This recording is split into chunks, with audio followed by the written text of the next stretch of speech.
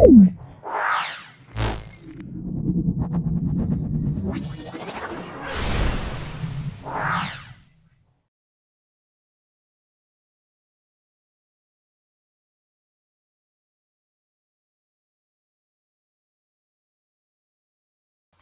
7-এর পরিবেশ বিজ্ঞানের প্রথম স্কুলটা Lake Town government sponsored girls high school solve করছি।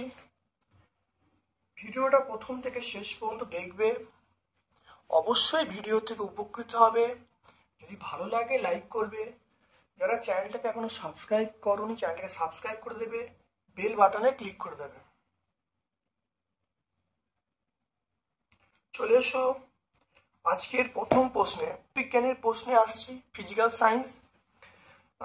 সেলসিয়াস এবং ফারেনহাইট স্কেলে বরফের গলনাঙ্ক। সেলসিয়াস স্কেলে আমরা বলবো 0 ডিগ্রি সেন্টিগ্রেড, আর ফারেনহাইট স্কেলে আমরা বলবো 32। তাহলে আমরা অবশ্যই অপশন ডি বলবো। তারপর দেখে নাও জেডএন প্লাস সিউএসও4 সমান আমরা কি বলবো জেডএনএসও4 প্লাস সিউ। এটা কোন ধরনের বিক্রিয়া? এটা অপশন ডি বলবো, প্রতিস্থাপন বিক্রিয়া। প্রতিস্থাপন বিক্রিয়ার মধ্যে বলবো দেখো Fe প্লাস সিউএসও4 সমান FeSO4 plus C U, Z N plus C U Cl2 সমান জেডএন Cl2 প্লাস সিউ। এখানে অর্থাৎ যেখানে একটা মৌল অন্য মৌলের যৌগ থেকে সেই মৌলকে সরিয়ে নিয়ে যৌগ গঠিত হয়েছে, তাই আমরা একে বলবো প্রতিস্থাপন বিক্রিয়া বলবো। তাহলে আমরা এখানে কোন অপশনটাই পাবো? এটা আমরা জেডএন প্লাস সিউএসও4 সমান জেডএনএসও4 প্লাস সিউ, এটা আমরা বলবো প্রতিস্থাপন বিক্রিয়া। তারপর দেখো লিনতাপ পদার্থের কি করে? লিনতাপ পদার্থের অবস্থান্তর ঘটায়। লিনতাপ পদার্থের উষ্ণতা বাড়ায়, উষ্ণতা কমে গেলে হবে না, তাহলে এক অবস্থায় অন্য অবস্থায় নিয়ে যায়। Na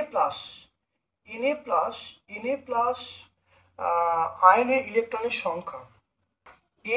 Na মানে ইলেকট্রনের সংখ্যা 11, আর একটা ইলেকট্রন বর্জন করছে, তাহলে Na প্লাস ইলেকট্রন সংখ্যা কত হবে? তাহলে 11 মাইনাস 1 মানে আমরা 10 বলবো। হ্যাঁ, তাহলে আমরা অপশন বি বলবো, অপশন বি।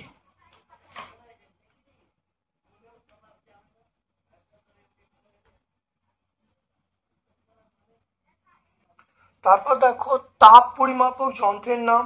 তাপ পরিমাপক যন্ত্রের নাম আমরা বলবো ক্যালোরিমিটার। তাহলে ক্যালোরিমিটারের সাহায্যে আমরা তাপ পরিমাপ করি। ভর সংখ্যা 23, পারমাণবিক সংখ্যা 11, তাহলে নিউটন সংখ্যা কত হবে? আমরা বলবো 23 থেকে 11 বাদ দেবো, তাহলে ভর সংখ্যা থেকে প্রোটন সংখ্যা বাদ দিয়ে নিউটন সংখ্যা পাবো। এটা আমরা অ্যান্সারটা পাবো 12টা।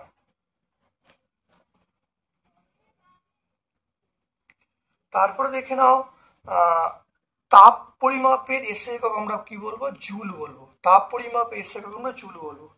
পরিবর্তনশীল যোজ্যতা দেখা যায় একটি মৌলের আমরা তামা বলবো, তামা, লোহা, তাহলে এটা হলো সিউ, আমরা লোহা বলতে পারি। এখানে দেখে নাও 10 গ্রাম বরফকে 10 গ্রাম বরফকে 10 গ্রাম জলে পরিণত করতে কত তাপের প্রয়োজন? ইউ সমান ml, তাহলে m এর 10 ইন্টু এল মানে বরফ গলনের লিনতাপ 80, তাহলে আমরা বলবো 800 ক্যালোরি। তাহলে আমরা কি বলবো? 800 ক্যালোরি।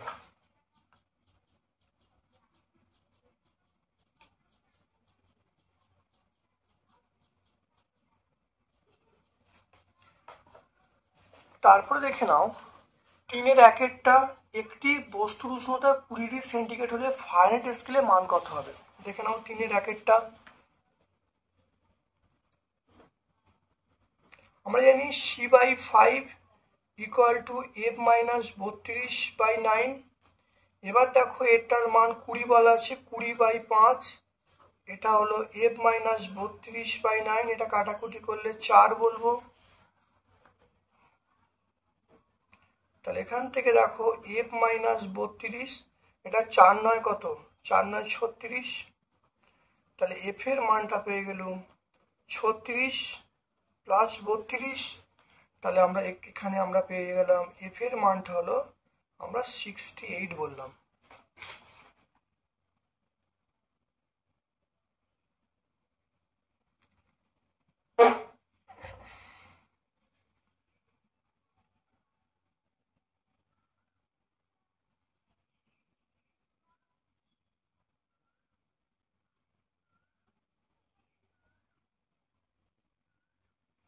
তাহলে তাহলে দেখে নাও ফারেনহাইট স্কেলে ফারেনহাইট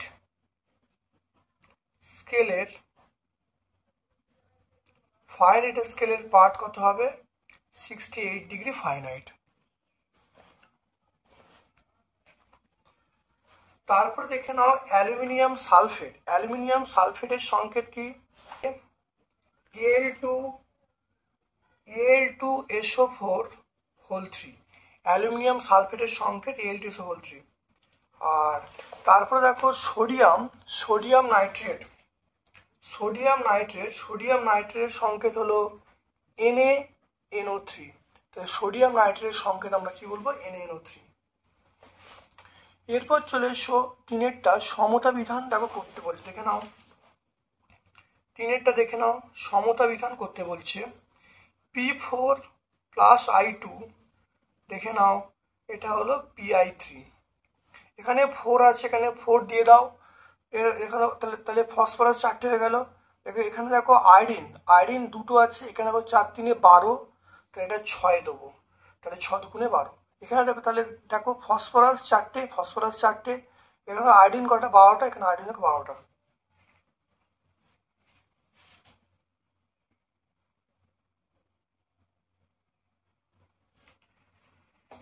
এরপর চলে এসো দেখো মাটির কলসিতে জল ঠান্ডা থাকে কেন?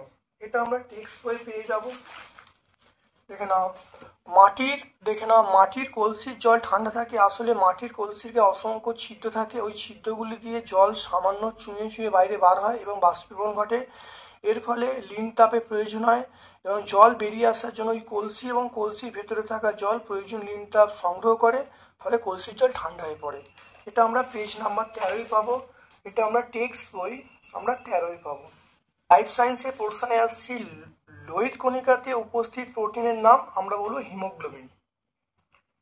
তারপরে দৃষ্টিশক্তি রক্ষাকারী ভিটামিনটির নাম আমরা সেটা বলবো ফ্যাটে দ্রবণীয়। আমরা ভিটামিন এ, তাহলে ভিটামিন এ আমাদের দৃষ্টিশক্তি সুদৃঢ় করে, তাহলে ভিটামিন এ কিসে দ্রবীভূত? ফ্যাটে দ্রবীভূত। ওজন হিসাবে জলের পরিমাণ বেশি থাকে কোথায়? সেটা আমরা বলবো ওজন হিসাবে জলের পরিমাণ বেশি থাকে। দেখো ওজন হিসাবে জলের পরিমাণ বেশি থাকে, দেখে নাও রক্তে বলা আছে 90%, লালায় বলা আছে 95%। তাহলে আমরা বলবো লালা। তাহলে আমরা কি বলবো? অপশন আমরা বি বলবো। তারপর দেখো আটাতে থাকা প্রধান খাদ্য উপাদানটির নাম কি? এটা আমরা বলবো শর্করা। এটার নাম হলো শর্করা। ম্যারাজমাস রোগটি ড্যাশ ও ড্যাশের অভাবে, এটা আমরা বলবো প্রোটিন ও শক্তির অভাবে। প্রোটিন আর একটা আছে শক্তি, প্রোটিন আর শক্তির অভাবের ফল। ড্যাশ হলো একটি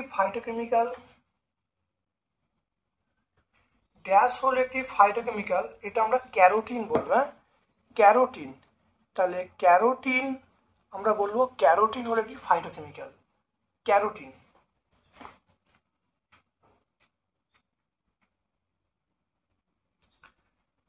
এরপরে চলে এসো দেখো কেরাটিন, ভিটামিন, মায়োসিন, অ্যাক্টিন, এদের মধ্যে বৈসাদৃশ্য কোনটা? এটা দেখো ভিটামিন, এদের সঙ্গে কোনো মিল নেই। কেরাটিন, মায়োসিন, অ্যাক্টিন, এটা ভিটামিন সম্পূর্ণ আলাদা। তারপর দেখো মেটানিওলো ট্রান্সপ্যান্ট, ক্লামেট, সোডিয়াম ক্লোরাইড, এটা আমরা সোডিয়াম ক্লোরাইড আমরা বলবো। কারণ সোডিয়াম ক্লোরাইড কেন? কারণ বাকিগুলো হলো আমাদের শরীরে অত্যন্ত ক্ষতি করে, সেজন্য আমরা বলবো সোডিয়াম ক্লোরাইড। আর এখানে কিন্তু বাকিগুলো এই কেরাটিন, মায়োসিন, অ্যাক্টিন বাকিগুলো প্রোটিন, ভিটামিন। তাহলে এখানে ভিটামিনটা আলাদা, আর এখানে হলো তোমার বাকিগুলো ক্ষতিকারক পদার্থ। দেখো এরপর চলে এসো দেখো মস্তিষ্কে জল কিরূপে অবস্থান করে? মানে মস্তিষ্কে জলটা দেখে নাও, মস্তিষ্কে জল কিভাবে অবস্থান করে ছকটা দেখো। এটা হলো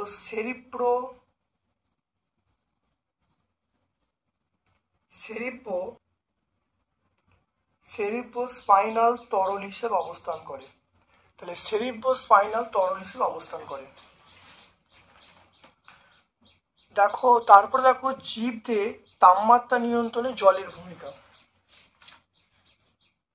পানিতে ঘাম হওয়া এবং উদ্ভিদে বাষ্পমোচনের মাধ্যমে জল বেরিয়ে গেলে ঠান্ডা হয়। খুব অল্প পরিমাণে জল বাষ্পীভূত হলে অনেক সময় দেহ থেকে তাপ বেরিয়ে যায়। তাহলে এটাই হলো তাপমাত্রা নিয়ন্ত্রণে আমরা জলের ভূমিকা বলবো। দেখে নাও তাপমাত্রা নিয়ন্ত্রণে জলের ভূমিকা। আমরা এই 2 নম্বর পয়েন্টটা বললে খুব ভালো হবে। দেহকে ঠান্ডা করতে জলের প্রয়োজন এবং দেহ গরম হলে ঘাম হয়। এই ঘাম বাষ্পীভূত হওয়ার সময় দেহ থেকে লিন তাপ শোষণ করে দেহ ঠান্ডা হয়। আমরা এই পয়েন্টটা এরকমভাবে বললে আরো ভালো হবে। 78-এ পাবো টেক্সট বই 178। উদ্ভিজ ও প্রাণীজ থেকে প্রাপ্ত একটি প্রোটিন জাতীয় খাদ্যের নাম লিখতে বলছে। দেখে নাও উদ্ভিদ থেকে চাল, শিম, দেখো চাল, শিম, বাজরা, ভুট্টা, আর প্রাণী দেখো দুধ, ছানা, পনির, কাঁকড়া, এগুলো হলো প্রাণী। এটা আমরা পেজ নাম্বার 152 পেয়ে যাব। এটা 152 পেজে আমরা পেয়ে যাব, পেজ নাম্বার 152 টেক্সট বই। প্রোটিনের দুটি গুরুত্বপূর্ণ কাজ।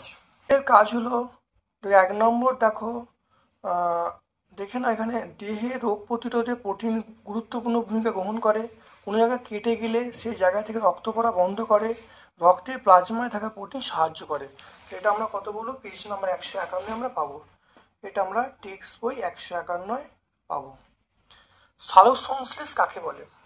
সালোক সংশ্লেষ কাকে বলে? সূর্যালোকের উপস্থিতিতে ক্লোরোফিলযুক্ত জীব যে বিশেষ প্রক্রিয়া কার্বন ডাইঅক্সাইডের জলকে কাজে লাগিয়ে শর্করা জাতীয় খাদ্য উৎপন্ন করে এবং গৃহীত কার্বন ডাইঅক্সাইডের সমপরিমাণ অক্সিজেন পরিবেশে ত্যাগ করে তাকে আমরা সালোক সংশ্লেষ বলবো। তারপরে চলে এসো বিএমআই বা দেহভার সূচকটির সূত্র কি?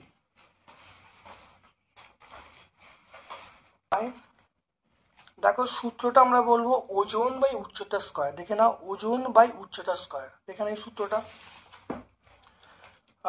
কোনো ব্যক্তির স্বাভাবিক বিএমআই এর মান কত? দেখে নাও স্বাভাবিক বিএমআই আমরা বলবো 18.5 থেকে 25। তাহলে স্বাভাবিক বিএমআই হলো 18.5 থেকে 25। এটা আমরা 167 পেজে পাবো, পেজ নাম্বার 167। স্কুলটা সম্পূর্ণ ব্যাখ্যা করলাম। ভিডিওটা কেমন লাগলো কমেন্ট সেকশনে কমেন্ট করবে। যদি ভালো লাগে লাইক করবে। যারা চ্যানেলটাকে সাবস্ক্রাইব করো চ্যানেলটা সাবস্ক্রাইব করে দেবে, বেল বাটনে ক্লিক করে দেবে। আমার পক্ষ থেকে সকলকে ধন্যবাদ ও শুভকামনা জানাচ্ছি।